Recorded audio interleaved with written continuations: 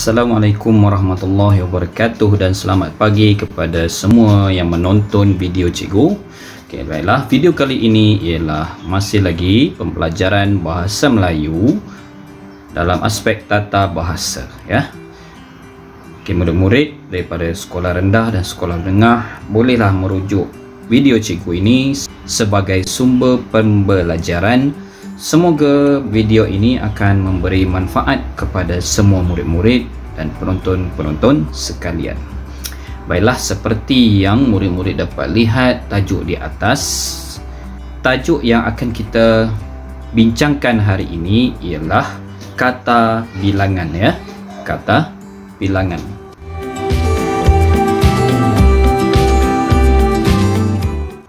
Baiklah, ini dia. Kata bilangan ialah kata yang menyatakan bilangan ataupun turutan, ya. Bilangan ataupun turutan. Contoh-contoh ayat yang cikgu berikan di sini yang menggunakan kata bilangan. Okey, boleh murid-murid boleh lihat. Yang pertama, Aini tinggal di kampung dengan 2 orang kakaknya, ya. Okey, lihat contoh kedua. Ravi mendapat tempat pertama dalam perlumbaan itu. Okey, dalam ayat-ayat ini murid-murid dapat lihat ada contoh kata bilangan yang digunakan. Kata-kata bilangan ini tidak boleh digunakan sesuka hati. Ia mesti diletakkan di tempat yang betul sesuai dengan penggunaan ayatnya, ya. Apabila ia digunakan dengan salah, maka ayat itu menjadi ayat yang salah. Baiklah, mari kita lihat apakah jenis-jenis kata bilangan.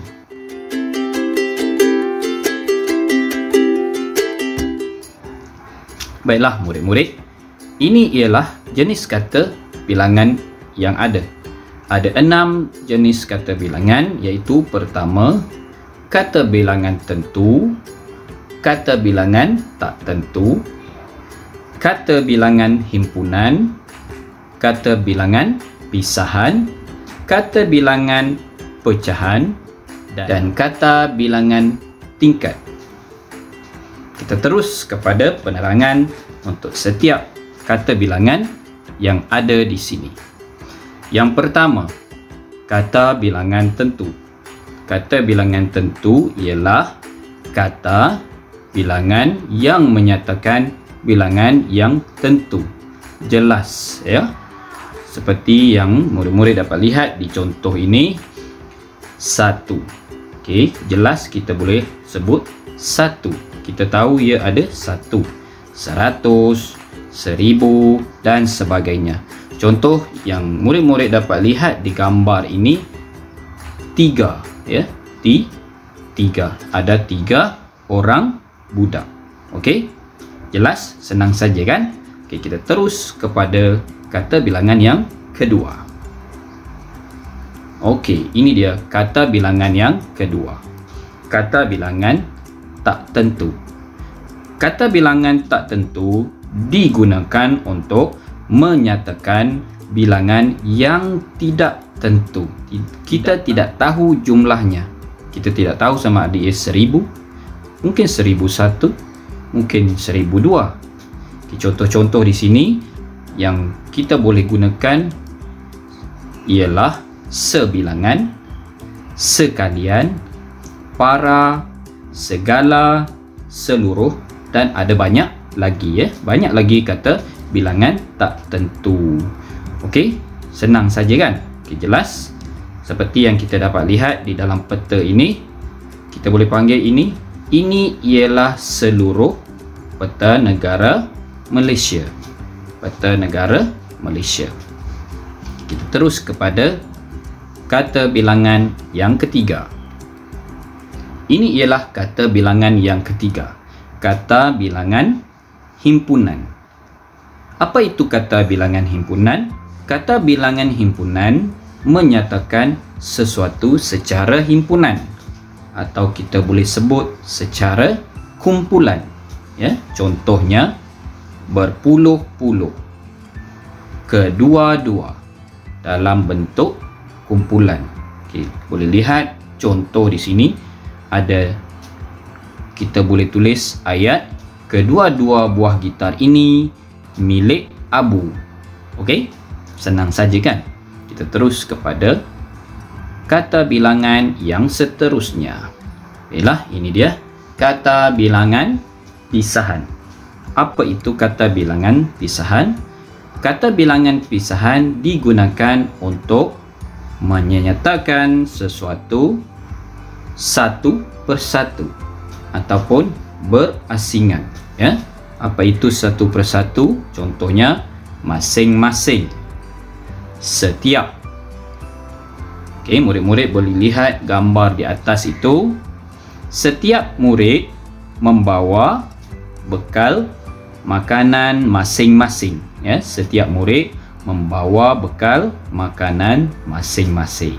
Senang saja, bukan? Okey, kita terus kepada kata bilangan yang seterusnya. Ini dia kata bilangan pecahan, ya. Kata bilangan pecahan digunakan untuk menyatakan sesuatu berupa pecahan. Contohnya 1/3, setengah dan separuh. Okey, maaf ada tersalah ejaan sikit di atas tu, ya. Okey, cuba lihat gambar itu, gambar bulan, ya, gambar bulan. Okey, cuba teka apakah kata bilangan pecahan yang sesuai digunakan. Murid-murid cuba teka.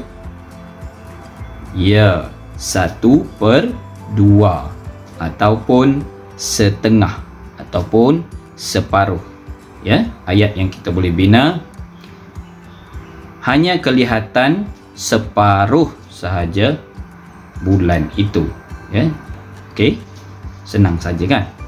Okey, kita terus kepada yang terakhir, iaitu kata bilangan tingkat, ya. Kata bilangan tingkat digunakan untuk menyatakan urutan atau giliran, ya. Urutan atau giliran. Macam mana urutan dan giliran?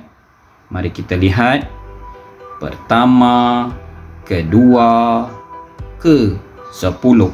Okey. Contohnya ada 10 orang murid sedang berbaris. Kita mulakan dengan pengiraan pertama, kedua, ketiga dan seterusnya. Sama juga dengan gambar KLCC yang murid dapat lihat di bahagian atas.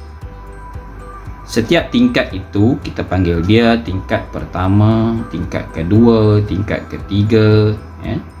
Ataupun giliran. Orang pertama, orang kedua, orang ketiga, ya. Okey, itu ialah kata bilangan tingkat. Senang saja kan?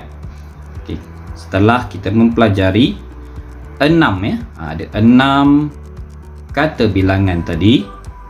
Sudah faham, ya, semua murid-murid? Senang sahaja kata bilangan ini kan? Baiklah, sekarang mari kita lihat aktiviti kita yang terakhir. Apa dia?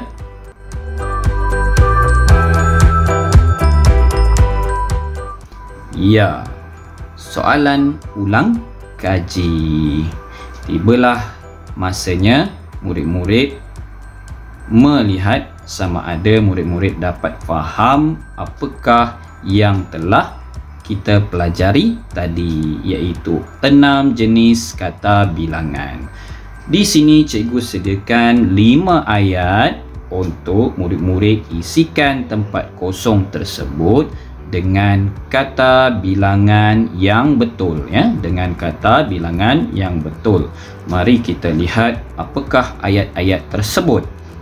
Cikgu akan bacakan. Pertama, orang penonton berkumpul di stadium untuk menyaksikan perlawanan bola sepak.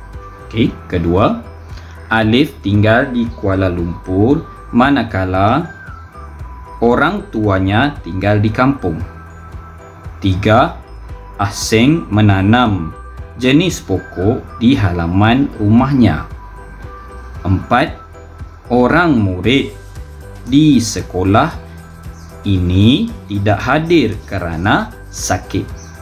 Dan akhir sekali, kelima, adik makan daripada kek yang dibeli oleh ibunya.